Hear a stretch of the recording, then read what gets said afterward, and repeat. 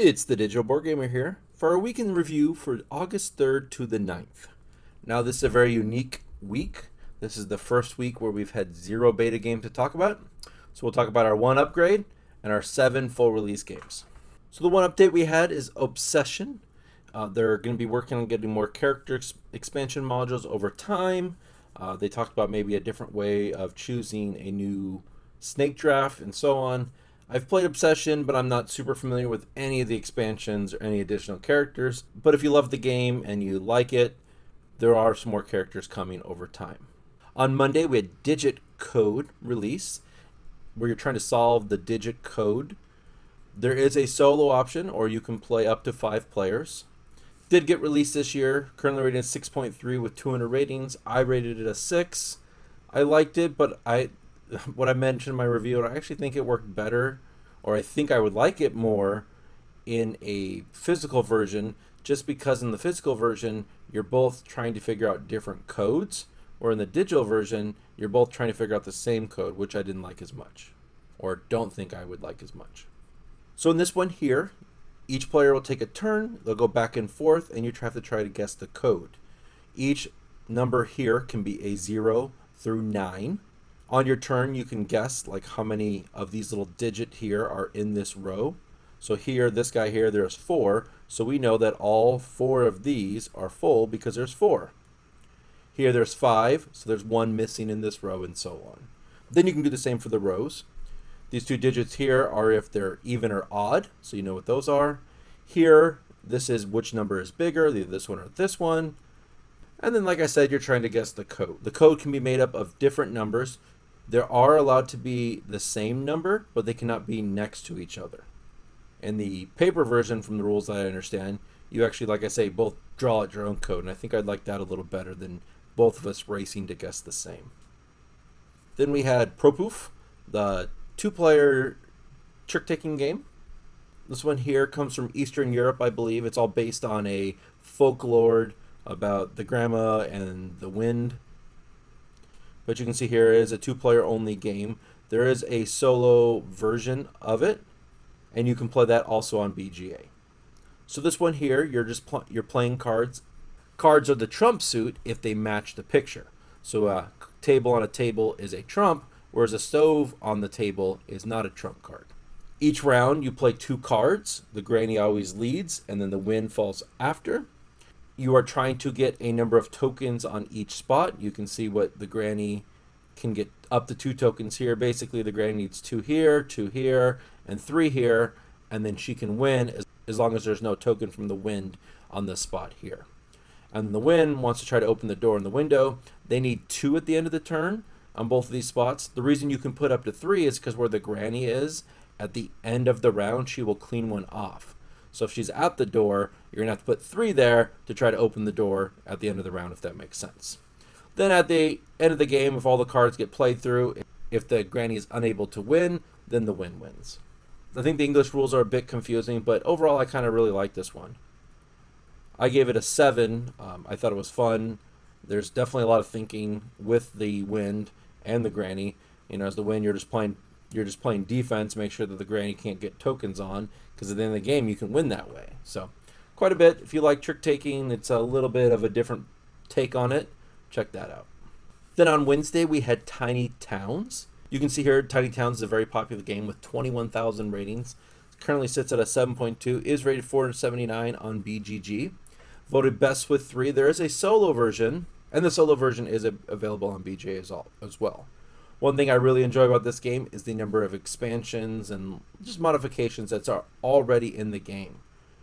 A lot of times in many of our releases, we just have the base and then all these little tiny different ways of playing, because all these are just slight small changes are added later on. Now in this game here, with the exception of the cottage, all the other buildings are different every game. So every game you will have this industry building here. This game, it happens to be the trading post, and you see the trading post is built this way, but in the next game it'll be a different black building and so on. What you're going to be doing is every turn one person is the builder. They will choose what resource you have to put on your board. As you add resources to your board, once you match a picture like so, and you can twist it kind of like Tetris style. You can flip it as well. You can build this building. So if you get these 3 resources, you can build a cottage. Now, where it goes, it has to be on one of the spaces with the 3 resources. So if we had 3 resources right here, you'd have to put the cottage on one of those 3 spaces. And then that's really it. You just look at how each building kind of interacts with each other and figure out the best strategy from there. Overall, I really like this one. I give it a 7. I think I'm really close to an 8. This is definitely in the middle here for me as well. This is definitely a 7.5, but I just rated it a 7 to begin with. As we play more, it might sneak up to that 8.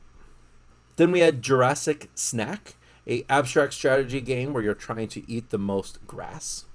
Came about 6 years ago, is a re-implement of War and Sheep, if you've ever heard of that, but you see here, it's definitely a family-style game, and I think this is where I'll get most of my plays when I play with my son.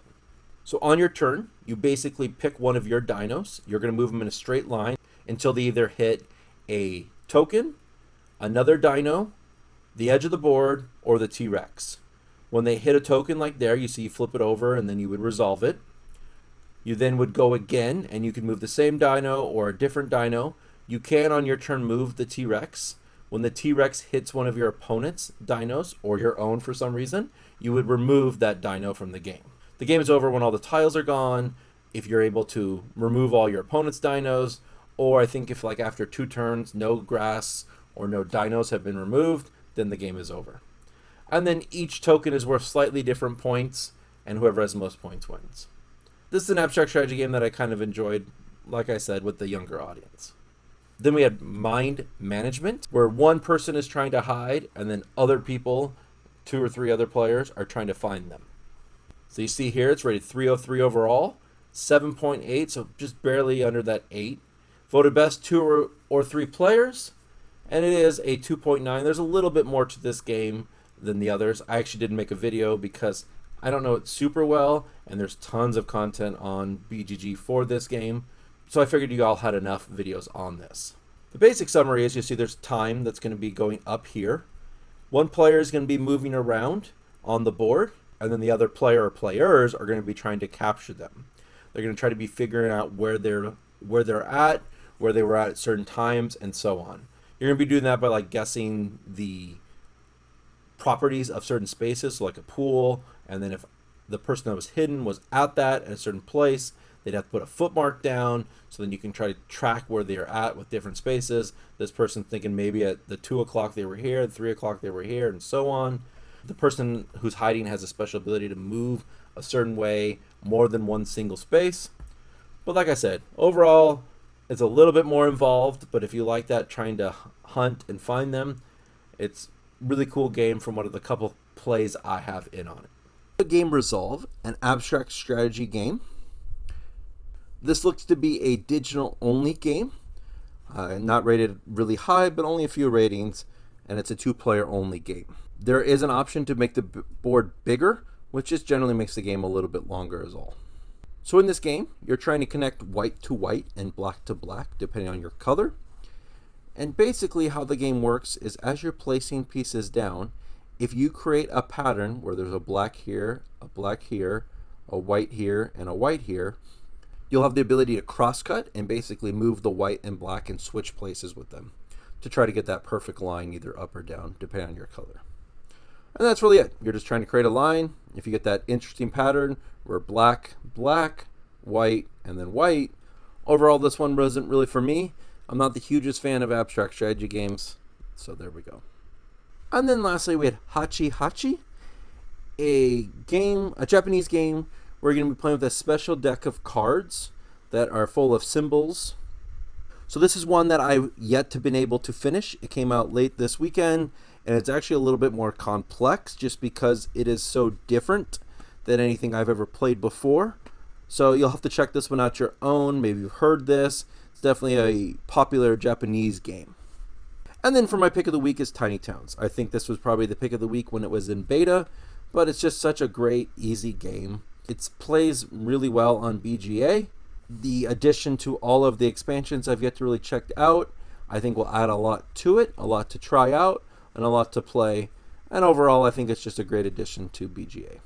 So let me know in the comments what your favorite pick of the week is. Maybe you're a fan of one of the abstract strategy games, or is it also Tiny Towns? You'll have to let me know. I think a lot of you will probably pick Mind Management, as I think that'll be a very popular game as well. Well, I've been the Digital Board Gamer. As always, good luck and have fun.